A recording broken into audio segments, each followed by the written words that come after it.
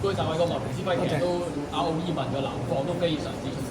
係啊，佢係比較主動啲嘅跑法咯，所以都係好靠騎師嘅。有冇啲即係意料之外，佢今場反而係真係冇馬放頭，有即係冇馬或者冇馬真係燒佢？其實通常即係佢都係幾快嘅馬嚟嘅。如果你真係要同佢搶，可能你自己都好似自殺咁咯。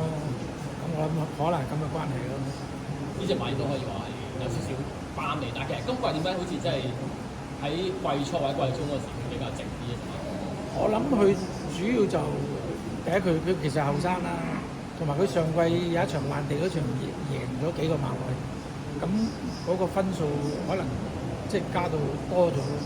咁同埋佢本身係一個比較主動啲嘅跑法，咁如果你加上去你即係唔夠人理嘅時候，咁佢又放唔到，咁變咗即係唔係佢個跑法咯。